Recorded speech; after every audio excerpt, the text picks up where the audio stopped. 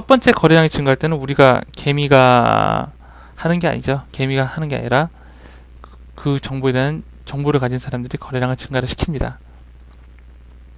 그리고 나서 2차적으로 터진 거래량, 2차적으로 터진 거래량은 나중에 좀 상세하게 말씀드리겠지만 2차적으로 터진 거래량은 이제 우리 같은 개미들이 만들어낸 거래량이죠. 그죠? 이거 사면 돈 벌 수 있겠네. 수익을 낼 수 있겠네. 관심이 증가하게 되고 그 주식이 잘 팔리게 됩니다. 그리고 나서 주가가 쭉 상승을 하게 됩니다. 상승을 하게 됩니다. 그러면 그 전에 샀던 사람들, 상승하기 전에 샀던 사람들, 혹은 거래량이 터지고 나서 이 주식을 샀는데 주가가 상승하면 어떻습니까? 내 계좌가 불어나고 있잖아요. 수익이 나고 있지 않습니까? 돈을 벌고 있잖아요. 그러니까 팔고 싶은 생각이 없겠죠. 그죠? 조금 더 수익 내고 팔아야겠다. 조금 더 수익을 내고 팔아야겠다. 라는 생각이 팽배해집니다. 그 결과 거래량이 감소하게 됩니다. 왜? 안 파니까. 사람들이 수익을 내고 있으니까 안 파니까 거래량이 감소를 하게 됩니다. 그런데 횡보할 때만큼만 횡보할 때 이때 횡보할 때 시기만 그 이상만큼은 어느 정도 거래량이 유지가 됩니다. 횡보할 때, 인기가 없었을 때, 관심이 아예 없었을 때, 그거보다는 거래량이 많은데, 처음에 거래량이 상승할 때, 터진 거래량보다는 떨어지게 된다는 거죠. 즉, 요 횡보하는 시기보다는 거래량이 증가하긴 증가하는데, 처음에 이 주식을 견인시켰던, 상승을 시켰던 거래량보다는 줄어들게 됩니다. 왜? 수익이 나고 있으니까, 돈을 벌고 있으니까, 조금 더 버티면 더 많은 수익을 낼 수 있을 것 같으니까 거래량이 감소가 됩니다. 자, 이 주가가 어느 정도 올라서 상투가 왔습니다. 상투가 왔습니다. 한 100%가 올랐습니다. 지금 못 팔면은 수익이 감소할 것 같아요. 수익이 감소할 것 같습니다. 어렵게 수익을 만약에 100% 냈는데, 또 주가가 어느 정도 올라가게 되면은 가격 변동폭이 커지면, 고점으로 올라갈수록 가격 변동폭이 커지지 않습니까? 가격 변동폭이 커지면 데이 트레이드도 이 주식에다가 참가를 하게 됩니다. 데이 트레이드도. 왜냐?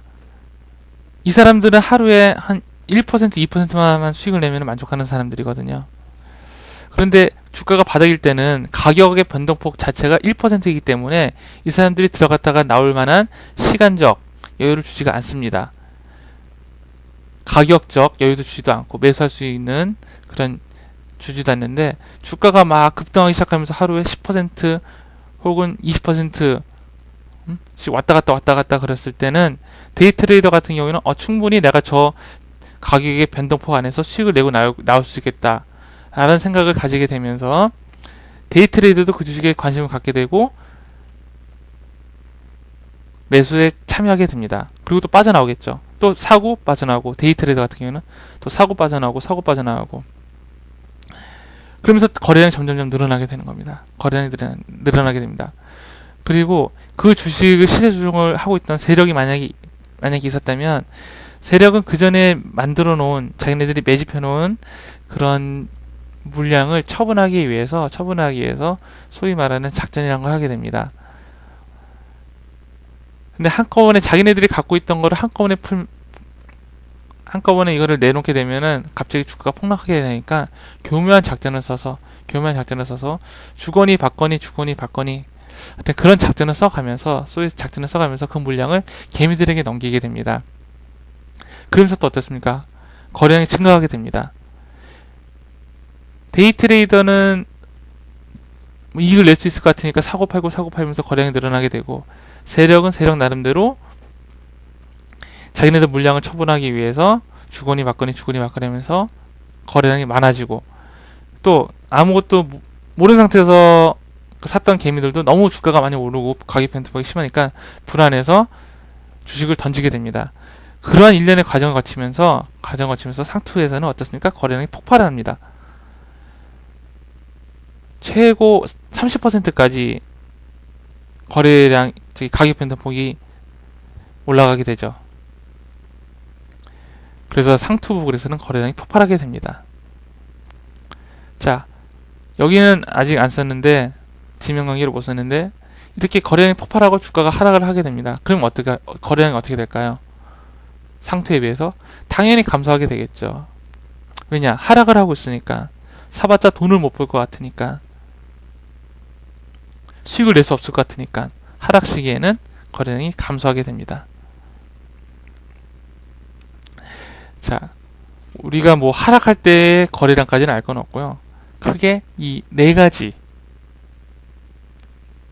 가지에 대해서만 잘 알고 그다음에 숙지를 하신다면은 아마 주가의 흐름을 바라보시는데, 거래량의 흐름을 바라보시는데 커다란 도움이 될 것입니다. 자, 거래량의 변동입니다. 거래량의 변동. 자, 주식 투자자의 심리. 누구나 다 돈 벌고 싶어서 한다. 횡보할 때는 사봤자 수익 못 낼 것 같으니까 사람들의 관심이 줄어들어서 거래량이 감소 및 일정 수준을 유지하면서 횡보를 하게 된다. 상승 초입 때 정보를 선취한 사람들이 먼저 매집을 합니다. 그죠? 그러면서 사람들이 관심이 증가되면서 거래량이 서서히 증가가 됩니다. 그죠? 거래량이 증가가 됩니다. 자, 완전히 상승 추세로 돌아선 시국의 거래량은 조금만 더 들고 있으면 수익이 많이 날 것 같으니까, 수익이 나고 있으니까 팔고 싶은 생각이 없습니다. 거래량이 감소가 되는데 횡보하던 시절보다는 거래량이 많습니다. 상투에서는 각자의 그 이해 포지션에 따라서 많은 사람들이 그 주식에 관심을 갖게 되고, 그러다 보니까 거래량이 폭발이 납니다. 폭발. 예, 폭증을 하게 됩니다. 즉, 거래량이 폭증하게 될 때는, 뭐, 이 주식이 상장 주식이 만 1000만 주인데 하루에 막 1000만 주 이상 거래되는 그렇게 거래되는 거는 아마 거래량이 상투라고 보시면 될 겁니다. 그 이상 터졌을 적에는. 자, 여기까지 거래량에 대한 일반적 이론이었습니다. 거래량에 대한 공부를 하시는데 많은 도움이 되실 거라고 생각을 합니다. 이상입니다.